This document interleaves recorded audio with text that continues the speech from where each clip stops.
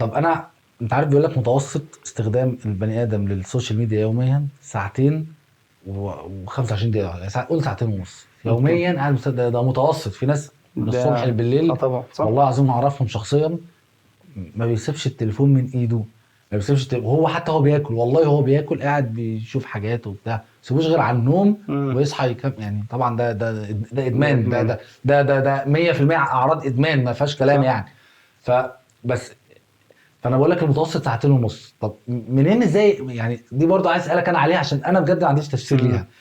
ازاي الناس بيقعدوا كل الفتره دي على السوشيال ميديا وهم مش طايقين يتفرجوا على فيديو لمده 3 دقايق؟ طب بتقعد تعمل كل ده قاعد سكرول بقالك ساعتين ونص بتتفرج 10 ثواني 10 ثواني 10 ثواني. انا برضو مش عارف التفسير المنطقي، بس انا عامه مقتنع. يعني انا مثلا انا شخص بحب اللونج فورم فيديوز، يعني انا احب وانا اتفرج على الفيديوهات الساعتين والثلاثه، امم وببقى يعني ممكن ما اخدهمش على مره واحده، وانا يعني زيك. مليون في المية اكيد ممكن الوقت بتاعي ما يسمحش، بس بالعكس احب اوقف واكمل امم وبالنسبه لي ده يمكن يكون فيه افاده اكتر. ايوه.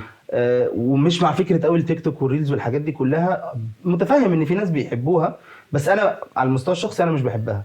بس يمكن يكون فكره ان انا ببص على فيديو بلاقيه ساعتين، ولو قررت ان انا اتفرج عليه فانا قررت بايدي ان انا اضيع الساعتين. خليني بقى اسالك سؤال تاني، نرجع بقى من كل ده، كل الكلام ده انا شايف ان هو جميل جدا. احنا كده كده مش هنبطل السوشيال ميديا، اه ايه الحاجات اللي احنا ممكن نعملها تساعدنا اكتر في ان احنا نستخدمه احسن؟ يلا بينا. بس فزي ما بقول لك يا حسن، احنا كده كده السوشيال ميديا هنستخدمها، مهما قعدنا نتكلم، لا انا هوقفها ولا انت هتوقفها ولا حد هيوقفها. للاسف. يعني خلاص ده والله بقى للاسف. امر واقع، يعني بغض النظر عن اعتراضنا عليه، انا معترض زيك بالظبط على كل اللي انت قلته، وشايف بالعكس هو بيضرنا اكتر ما بيفيدنا، بس هو بقى امر هيحصل لك واقع. انفصال. بالظبط. لكن انا برضو مقتنع ان اي حاجه تقدر تستخدمها للاحسن، ان انت صح. اي حاجه تقدر تخليك احسن. فانت قول لنا كده يا حس، ايه الحاجات اللي انت ممكن تكون بتعملها بتخليك تتحكم شويه في الموضوع في السوشيال ميديا عامه؟ هي بمنتهى البساطه هبسطها لك انك بتعمل عارف ديتوكس. امم. بتعمل ديتوكس المخ، صح.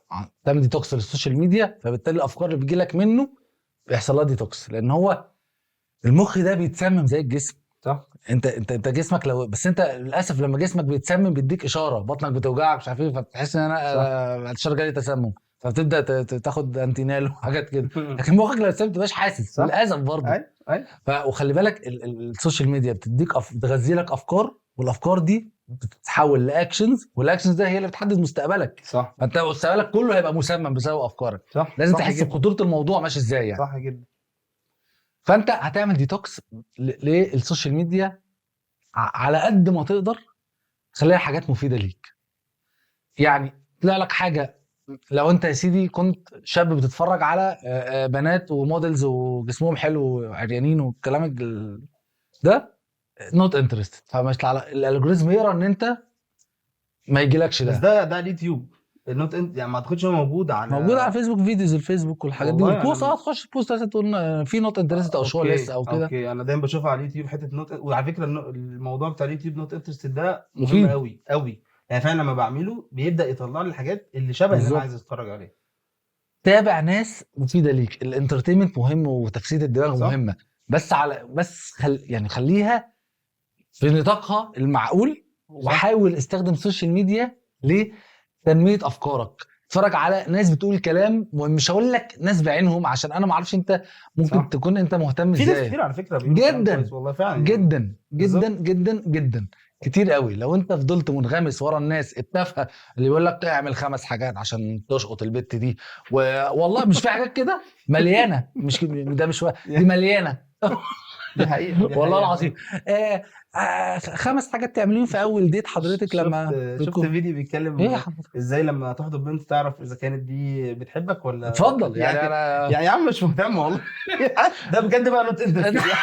ده انا فعلا نوت اتفضل. انترستد. وللاسف انت لو هتكمله بداعي الفضول فهيبدا يغذي لك صح. اكتر، فهتبدا صح. تبقى قاعد في القوقعه دي. صح. فاهم. انت عارف بمناسبه الالجوريزم ده، انا بعمل حاجه يعني صايعه. غريبه شويه. انا عندي اكونتين على اليوتيوب، اوكي. ففي اكونت منهم انا سايبه بقى للهلس والحاجات اللي انا بحبها، اللي هي بقى شاطر والله. اللي هو ممكن ايه يديني الجوريزم عادي، ما عنديش مشكله فيه. اوكي. لكن في اكونت تاني لما بخش عليه انا استحاله ابص على حاجه غير الحاجه اللي انا عايزها. صح. يعني بحيث ان انا بقول لك ايه، انا ده اللي انا عايزه.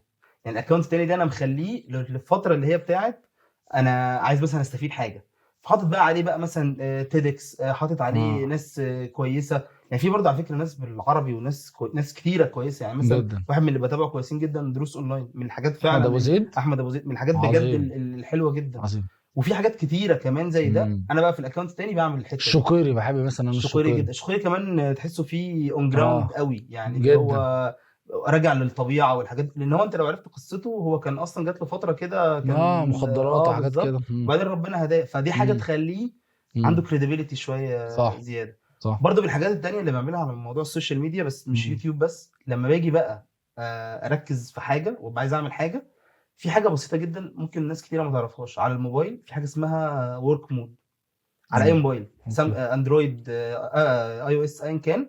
مجرد ما بتعمله هو بيلغي لك كل السوشيال ميديا، وتقعد مثلا، انا مقرر مثلا ان انا هقعد نص ساعه دلوقتي. النص ساعه دي انا بعمل ورك مود، سواء مثلا على الموبايل او على اللابتوب او على اي حاجه. النص ساعه دي شبعت هو لك مش النوتيفيكيشن. هيبات، مش هشوف اي حاجه. وممكن لو دخلت ممكن تعملها انت في السيتنجز، لو دخلت على الموبايل ما تعرفش تفتح اصلا الابلكيشن. اوكي. يعني تبقى مخصص له مثلا، لا انا عايز مثلا التليفون مثلا، حتى ممكن تقفل حد يرن لك، او عايز ابلكيشنز معينه بتساعدك في الشغل، زي فدي اللي البلاي مود تسيبها. كده. حاجه زيه كده بالظبط. بس لا، انا مركز في الشغل. حلو قوي. حلو اول جدا مره اعرف حاجه زي جدا، كده. حلو جدا نعرف في بجد. ابس مثلا تعد لك انت قعدت قد ايه، ده اخر يعني او ده. لا ده برضه حلو، وده برضه مهم ان انت امم. تعرف.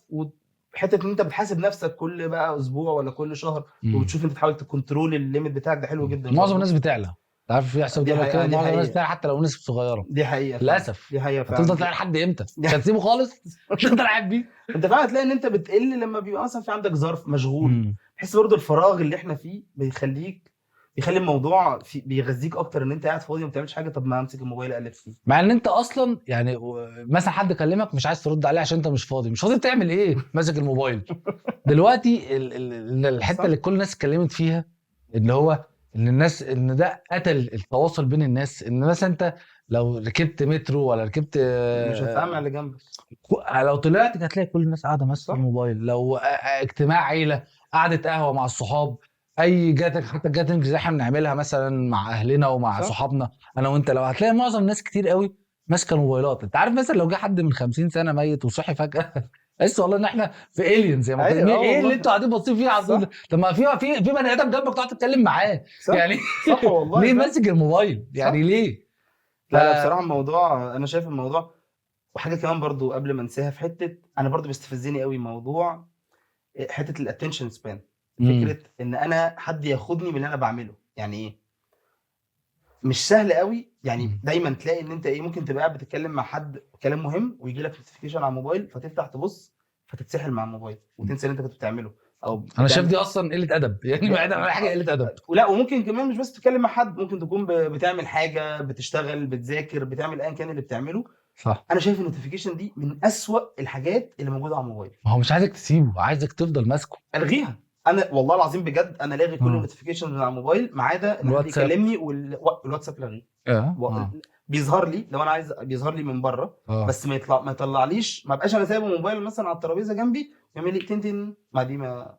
انا الموبايل ما بيرنش غير على التليفون والاس ام اس. فاهم. فدي برضو حاجه انا شايف ان هو في حاجات كتير قوي نقدر نعملها، وفي حاجات اكتر من كده. يعني في ناس كانت بتقول لك، وشفت برضو دي بس انا ما جربتهاش، بيقول لك خلي استخدام الموبايل في مكان واحد بس في البيت، بحيث ان انت تبقى فاهم ان انا مش همسك الموبايل غير وانا قاعد على الكرسي الفلاني، غير وانا قاعد على الحته دي الفلانيه. فكره كويسه. ففي افكار كتيره جدا، وبجد لو اي حد دور على كل الافكار ده دي. ديتوكس اللي انا بتكلم عليه. اه بالظبط. كل ده لان ديتوكس. هو سهل قوي ان انت تمنع نفسك عن كل اللي بيحصل ده. صح. انت طب سهل قوي ان انت تبقى شايف، وما اعتقدش ان في حد مش شايف ان السوشيال ميديا دي مش مضره. يعني اللي يبقى شايف كده اعتقد يبقى محتاج يعيد نظر في حاجات كتير في ناس قوي. كتير الناس يقون عندها فير اوف ميسنج، حاسس دايما صح. هيفوتك، مش هيفوتك حاجه. صح. صح لو والله. قعدت زي الموبايل ده سنتين مش هيفوتك اه حاجه والله فعلا. والله. في ناس عاشت طول حياتها وبقت من غير السوشيال ميديا ما فاتهمش حاجه. صح. هيفوتك ايه؟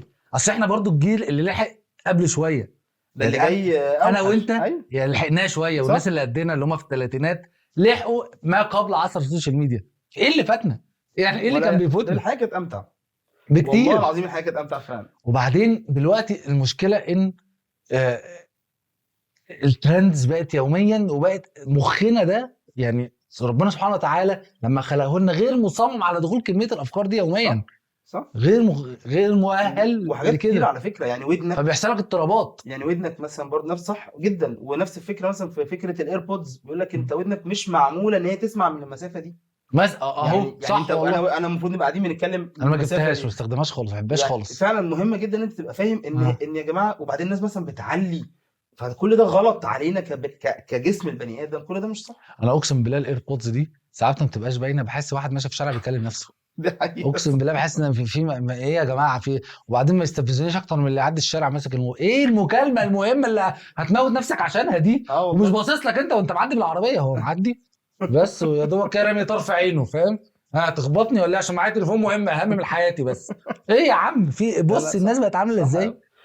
وحاجه كمان برضو، احنا كل ده قاعدين بنسهب في عيوب السوشيال ميديا. اه انت دلوقتي مش في ناس وصلت لمرحله ان هي مش هتنبسط غير لما تصور ان هي مبسوطه، ان انا الاكله دي مش هتبقى حلوه غير لما اوري الناس ان انا باكل اكله اهو ده بقى حلوه. حاجه بتخليني عايز اقلب الطبق في وشهم يعني واقوم، والله والله مش العظيم. منطقي. ما حدش ياكل يا جماعه عشان هتصوروا ايه، خلينا نطفح يعني. يعني بتصوروا ايه. وبجد انا بحسها قد ايه ان الموضوع بيبقى احلى لو احنا سيبنا كل الكلام ده على جنب، وكلنا براحتنا وانبسطنا ولعبنا ومن غير ما نوري للناس. محدش مهتم ان هو يشوف قد ايه ان انت مبسوط، انت الوحيد اللي مهتم. الصراحه في الجاذرينجز بتاعتنا مع شلتنا انت اللي دايما متولي الموضوع ده. انت بتجيب دايما ورق كاردز ومش عارف ايه حاجات وبتاع. بغض النظر عن انت عارف لو ما جبتش الكاردز دي هنبقى مش كلنا هنسيب قاعدين موبايلاتنا. لحد لحد ما انك اقدر بتجيبها. امسكه. لحد انك بتجيبها يعني فاهم. والله العظيم دي بجد حقيقه. وبرده فكره ان انا شايف برضه بحسها قوي لما مثلا بتسافر الغردقه ولا شرم الشيخ والحاجات دي كلها، مم. بتلاقي هناك الاجانب. انا برضه مش مقتنع ان هم يعني فكره ان هم احسن مننا عموما، خالص. بس في حاجات هم بيعملوها احسن. 100%. تحس دايما ان هم الموبايلات دي مش معاهم، هم مش مسؤولين زينا. خالص. يعني مع ان هم اللي مخترعين الكلام ده، بس هم عارفين ضرره فمش مسؤولين زي ما انت مسؤول. نسبه هم جايين كتير. يفسوا دماغهم على فكره، اه ودي حاجه حلوه. انا ممكن ابقى مسافر وافسي دماغي عن كل حاجه. يعني ايه المشكله ان انا ابقى قاعد كده قدام البحر وفي الهواء ومش موبايل معايا موبايل، وموبايلي يا عم في الاوضه فوق؟ ايه اه. اللي هيجرى؟ دي احلى قعده. ما هو الفير اوف ميسنج ده بيخليك دايما عايز تجري تبص على موبايلك. ما هو ده حاجه في مش في كويسه. ناس طول ما هي قاعده حتى مش ماسكه التليفون كل شويه تروح عامل كده، مش ايوه يروح عامل كده، مفيش صح حد ولا بعت له حاجه ولا موبايل صح. نور اصلا. زي ما بتفتح باب الثلاجه كده اه بتشوف زي كل حاجه. زي بتطمن على البيت والاكل بالظبط. والشرب وتروح عامل ده. هو كل شويه باص كده، يا عم في ايه ما تزولناش لا يعني. لا بجد هو الالجوريزم والبلاتفورمز دي قدرت تشتغل عليك لدرجه انها تحسسك دايما ان في حاجه فايتاك، صح فدايما جايباك قاعد عندها. وبعدين بدأوا يشدوك من بعض، يعني مثلا وانت قاعد تتفرج على الفيديو الطويل على اليوتيوب ده، فجات لك نوتيفيكيشن على انستجرام، واحد بعت لك فعايز تخش ترد عليه، فانت دخلت بصيت على ستوريز الناس وما ردتش عليه ومشيت تاني. صح. ده بيحصل ايوه كتير. صح صح والله. ده بيحصل كتير. فالفيسبوك يبعت لك يقول لك ده صاحبك حبيبك اللي انت بتعمل له لايكس على طول نزل بوست، خش بقى لك شوفه. 15 سنه في اه ميموري، في بالظبط. ميموري من 20 فيروح سنه. داخل تيك توك يقول لك فلانه الفلانيه نزلت فيديو ساخن جدا لازم او دخلت لايف دلوقتي لازم تخش تشوف بتعمل ايه. بدأ البلاتفورم تشدك من بعض. انا حاسس ان احنا اللايف ده ممكن نعمل له فيديو لوحده والله. عالم اللايفز ده حاجه بصراحه. بجد بشع. اه وعالم يعني يخرب بيت اليوم اللي المصريين عرفوا فيه انه ممكن يجيبوا فلوس عن طريق تيك توك. والله يخرب بيت يعني كده، انا اسف يعني. رخص غير طبيعي والله العظيم. والناس بتهين نفس انا الناس بتهين نفسها يقوم صح بطريقه. يعني مش موضوع ان ستات تقلع وكده عادي، ده احنا كلنا عارفينه، وده رخص من نوع اخر. في صح رخص بقى تاني ان واحد يخش يشحت على الكاميرا. يعني واحد مثلا معاه موبايل ومعاه انترنت ومعاه سمارت فون وقاعد في بيت وداخل بيقول لك انا محتاج 400 جنيه على يعني. طب يعني بيع الموبايل ده يا سيدي وسد ايجار البيت. صح يعني يبقى بطل اشتراك النت وسد اشتراك. هتلاقي بقى حاجات، تلاقي مثلا ناس داخله يعني احنا ممكن برضو نعمل الموضوع ده نبص على الكاميرا كده نقعد نقول اهلا يا محمد اهلا يا حسام. وفي ناس بتمضي بالاسم، يعني اي اسم يتكتب له حسام في ناس احمد. بتطيب. يا جماعه مش كده والله هو دول العظيم. نبطشيه، ايه الفكره فيهم؟ لا هو بجد انت تخش على التيك توك ده على اللايفات تلاقي ان الموضوع لا في ازدراء مستوى. يعني انا برضو التيك توك بالنسبه لي في حاجه رخص. مؤخرا يعني نزلته مؤخرا، اصلا ما كانش عندي خالص. ودلوقتي فعلا لما بخش ايه ده، في ناس إيه للاسف بتستغل انا ما كنتش اعاقتهم. متخيل المستوى ده. يعني انا بجد بجد والله العظيم ما كنتش متخيل المستوى اللي احنا وصلنا له ده. للاسف يعني انا بقول لك هي خلاص الناس بدات لو هيجيب فلوس، انا اصلا متداس عليا فارخص نفسي اكتر. عادي بالظبط. وخلي بالك في ناس مثلا بحس ان هو من شكلهم ومن مستواهم ومن اللوكيشن اللي هم فيه مش محتاجين يرخصوا نفسهم للدرجات دي. صح يعني في ناس مثلا مستواه الاجتماعي هو محتاج فلوس يا سيدي، فانت مش في مكانه، فما تعرفش لو مكانه هتعمل ايه. بس في ناس لا مش محتاجه تعمل كده، فليه بيعملوا كده؟ فلوس، هل ده الفلوس بتذل، انا شايف لا ان يعني في هي سيلبرتيز مثلا، يعني سيلبرتيز معروفين بالاسم، كل يوم بيخشوا لايف على تيك توك لمجرد انه مثلا بدا ما يشتغلش قوي في الافلام والمسلسلات وكده، فيخش يعمل ممكن تبقى تحديات وسيله من وسائل الانتشار مثلا ولا ويرمي على حاجه، نفسه بس بيض إيه ايه ده انت. بيخش يا راجل؟ يعني الممثلين والله العظيم يخشوا التحديات دي نفسها؟ بيعملوا تحديات طبعا. يا نهار ابيض. اه لا ده هو، ما هي اصل انا بصراحه التحديات دي اللي بيجيب فيوز فبيجيب ايوه، ما هي فلوس، انا اللي اعرفه ان التيك توك اللايفز هي الوحيده اللي بتطلع بيجيب فلوس فلوس، بس كتيره، يعني لا، بس انا وبتقعد بصراحه تشحت بقى، مش تقعد منغمس تشحت. فيها خالص يعني بصراحه. لا انا بقول لك، انا بالنسبه لي الفيسبوك والانستجرام بيبقوا شويه اللي هو ايه، ضدهم شويه. يعني بحب فعلا فكره اليوتيوب، لكن انا انزل اللايفات دي انا بحس ان هي لا، ده ما فيش بقى، احنا كده وصلنا لليفل بعيد قوي يعني. لا وبعدين يعني تلاقي مثلا واحد ده مشهور جدا على تيك توك بيستغل اعاقته هو، يعني ما هو ايديه يعني ربنا يعافينا جميعا ويشفي ايديه مقطوعه، هو بيستغل الاعاقه دي اسوأ استغلال على السوشيال ميديا. يعني انا مش في حاجه مكانه ما برضه، تقدرش. بس يعني ليه يا ابني؟ يعني ليه؟ صح والله. يعني الموضوع بشع وبقى مستنقع بجد. وبعدين مشكله السوشيال ميديا دي اقول، عارف انت البلاعات اللي كل شويه امم عليها غلطه، فما كانش حد عارف البلاعه دي لما بتفتح بقى فالغطيان غطيان. كلها فتح على بعض، فكله طرش على بعضه. وبعدين ايه، انت بني ادم حمار ما بتفهمش اي حاجه في الدنيا، فبتقول اراء وسخه لا، وبتقول كلها رايي في كل وغير حاجه، مفهومه. وبتقول رايي في كل حاجه. المشكله في ايه؟ انك بتلاقي ناس مش فاهمه زيك بتشجعك، فتقول اهو ده العبقري. ده لاقي متابعين الناس وكلكم حمير في بعض، بس فاهم بتحسسوا كل بعض ان انتوا ايه، صح بتفهموا حاجه يعني. صح. فاهم حاجه، انت كيوزر تحاول تستخدم ده، وتحاول تخترع لنفسك، مش تخترع، هي موجوده يعني، بس تحاول تسحل نفسك في اكتيفيتيز بعيده عن الموبايل. صح. انا على فكره مش هقول لك ان انا مسحول قوي، بس برضه بمسك الموبايل كتير، مش ما اه، ما هو ده اقدر ما انا بقول لك، دي حقيقه، يعني احنا عمرنا ما هنبطل يعني مع كل العيوب اللي احنا شايفينها دي. بس انت في الاخر بتحاول، بدل ما انت تقنن تمسك. بالظبط، بدل ما انت بتضيع 3 ساعات، انت على كلامك انت بتضيع ساعتين ونص في اليوم ده الافريج، في ناس اكتر. مثلا. لو انا هضيع ساعتين ونص في اليوم، طب امم انا هضيع ساعه ونص بس، والساعه التانيه هفضل ماسك الموبايل، بس هحاول مثلا استفيد فيها، اقعد ما هحاول اعمل حاجه مفيده في ساعه من الساعتين ونص اللي انا كده كده بضيعهم. فانا رايي ان ده، انا شايف ان ده ممكن يبقى احسن بدايه لاي حد ان هو عايز يبقى يتحكم شويه في الوقت اللي هو بيضيعه. خليك ماسك الموبايل، يعني حتى لو انت مش هتقدر تسيب الموبايل، طبعا لو سبته ده يبقى احسن واحسن. حتى لو ماسك الموبايل، حاول زي ما انت بتقول يشوف ناس مفيده، يشوف ناس يتعلم حاجه جديده. حتى نظف ديتوكس الكونتنت اللي بالظبط عندك بالظبط. لازم. لا انا ما شايفه صح تتسحلش مع بجد. الحاجات اللي ملهاش لازمه، عشان الالجوريزم في ثانيه الالجوريزم ده بحسه فاهمك اكتر من نفسك والله. صح صح والله. هيقرا على طول انت منغمس الحاجات دي، يبدا يغذيها لك بقوه، ده اللي بيخليك قاعد 4 ساعات على الموبايل مش عارف تسيبه. بالظبط. يعني انا مثلا بحب الكوره، فكل معظم كنت بيطلع لي كوره، فبلاقي بدل الساعتين ونص بتلاقي ثلاثه، فانت عمال وانا بحب الكوره، فقاعد بقى بتفرج صح صح. بتفرج. وبعدين ايه، يديك مثلا يعني انا مثلا زملكاوي، فعامل فكل بقى حلو زمالك، خد جوان للزمالك فهو زمالك، مبسوط، فقاعد خد مبسوط بس فقعد ما. وبعدين مش حاسس بقى ان الزمالك وحش. يا باشا. ودي برضو العالم الافتراضي اللي انت تبنيه حواليك، ان لا الزمالك ده ما بيخسرش، احنا بنكسب على طول. تفتح بعد تقفل الموبايل تشوف ان الدنيا فبتفضل خلصت. وقت صح بتنفصل عن الواقع، صح بتنفصل عن صح الواقع وبتفضل في حته كده، انت لو ما عرفتش تشد نفسك منها، الالجوريزم ده والسوق البلاتفورمز دي هتدوس عليك اكتر لتحت، صح وهتفضل عايش في الاكتئاب وعدم الثقه بالنفس اكتر، صح صح وهتفضل في جدا. سايكل لا تنتهي. لازم تديتوكس الكونتنت بتاعك وتفلتر، وتبطل تتفرج على حاجات ملهاش لازمه، عشان حتى الناس دي تبطل تعملها لما يلاقي ان هم ما فيش ريتش فظيع ليه، صح. تبطل تعمل. لكن للاسف الايه والناس تانية معكوسه. والناس تانية اللي هي بتعمل حاجة مفيدة، بدل ما انت كل شوية الناس بتطلع كويسة وبيموتوا تاني انا بحب عشان. احمد أبو زيد، ومبسوط ان هو مثلا ليه كونتنت ومستمر، من الناس اللي ومشهور قوي، مستمرة جدا. الشقيري والشقيري، ولا ومصطفى وناس كتير، حسني. ناس كتيرة جدا بجد. مم. انت لو وايا كان المجال اللي انت عايز تشوفه، يعني عايز تشوف حاجة دينية هتلاقي، عايز مم. تشوف حاجة تعليميه. تعليمية هتلاقي، حاجة تتعلمك، حاجة تعلمك اقتصاد، حاجة تعلمك اجتماعيات، ازاي تحسن بالظبط. طريقتك، برزنتيشن، كوميونيكيشن، الحاجات دي كلها هتلاقي مليون حاجة. بس فعلا الناس مش مهتمية غير بالحاجات يمكن التافهة، او اللي هي من الاخر اللي هي تفسي فيها دماغها وتعدي الوقت كده وخلاص.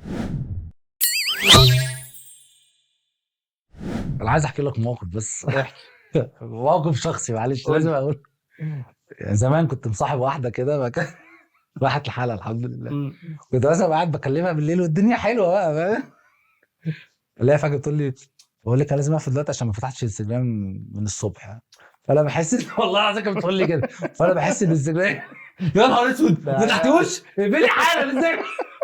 عايز افهم الدنيا حصل فيه، والله العظيم كانت بتقول لي يا كده. نهار ابيض. لا فكنت فاهم طبعا الحمد لله يعني بعدها سبتها عشان دي كانت احد الاسباب اللي هو اعتقد ده السبب الرئيسي لا يعني مش موضوع بقى الانستجرام اهم مني ومش اهم مني يا ستي، هو كده كده واضح انه اهم مني بس يعني ما ينفعش كمان مثلا نقول ما انا مسيري هقفل واتخمد يعني مش هفضل جايبين طول حياتي.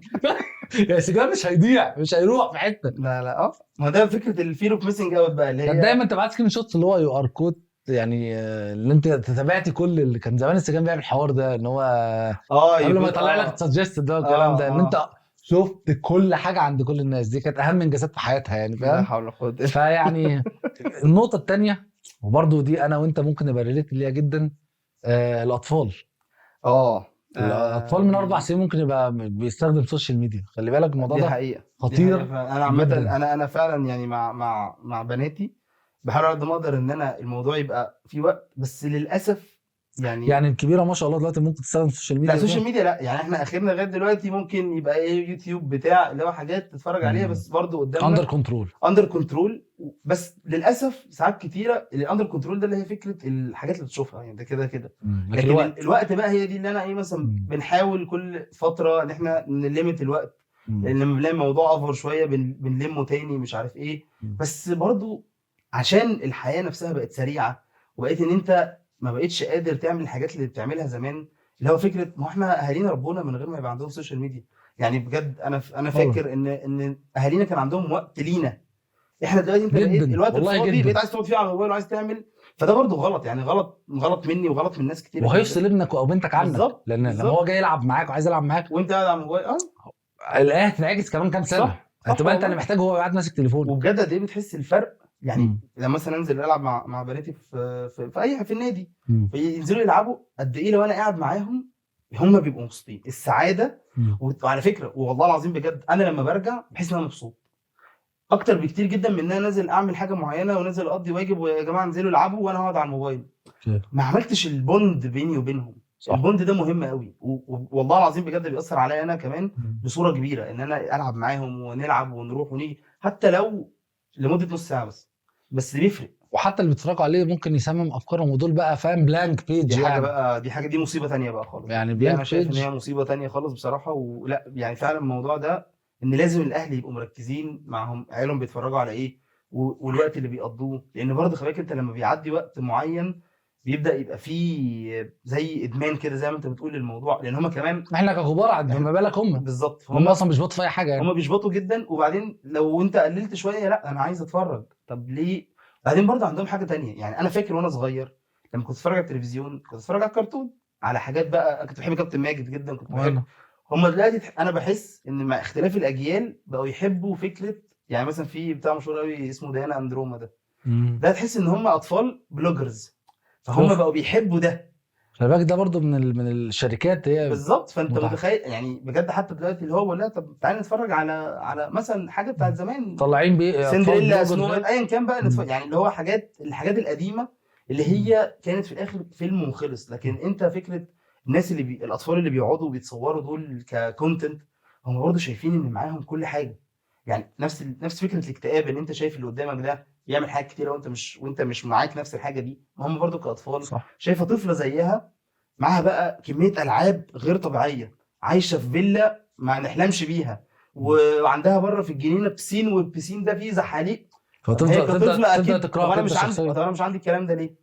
عشان فبحس ان برضو في حته لا يا جماعه مهم ان الحاجات دي نبقى يعني حتى لو هيتفرجوا عليها يبقى بس فاهمين ان دي مش دي الحياه الطبيعيه. صح ان احنا الحياه اللي احنا عايشينها هي دي الحياه العاديه. بتاعتنا احنا. الناس التانية دي بيصوروا حاجه حتى لو هم عايشين هناك فهم ربنا رزقهم بسبب اللي هم بيعملوه وعندهم الحاجات دي. لكن احنا في الاخر مهم جدا ان انت تفهم العيال الصغيره والاولاد الصغيره ان لا ان دي مش حياه طبيعيه.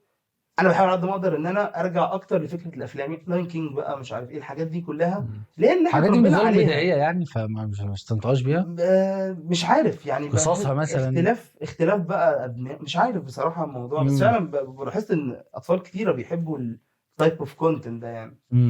هو وللاسف يعني انا حتى كانت مراتي في خروجه كده من فتره وكان معاها اصحابها بتوع المدرسه زي كده، كلهم بقى معاهم عيال ما شاء الله وكده، فكلهم سايبين، لاحظته ان كلهم سايبين تليفوناتهم للعيال عشان ياخدوا بالهم منهم ويعرفوا يدردشوا دي ويرغوا حقيقة، براحتهم. هي دي حقيقة فعلا بقى، مش ناس كتير قوي بيعملوا كده. وبيلوموها اللي هو ايه ويتريقوا عليها، انت بقى التربيه الايجابيه طب اشربي بقى حاجه يعني كنت مش عارف اقول، مش عارف اشتم اقول ايه يعني. صح. ف لا بس فعلا الموضوع ان انت بتمسك الطفل كرتون عشان تريح دماغك، على فكره هو ممكن ده كتير قوي لو بيعملوا انت كده. طول اليوم ما بتعملش كده، ولما بتيجي تخرج ساعه ماشي اوكي مم. عادي هتعدي. مم. لكن لو ده اللايف ستايل، ده هيبقى فيه مشكله يعني، بصراحه ده هيبقى اكيد فيه مشكله. وبعدين انت سيبك مثلا، احنا دلوقتي عيالنا لسه صغيرين، لما بقى يكبروا شويه يخشوا في التين ايج اللي هو ما بقاش من 12 بقى من 8، اه ده دراسات مش كلام انا دي يعني. حقيقه. ف... فهو هيبقى هو متحكم في اللي يشوفه.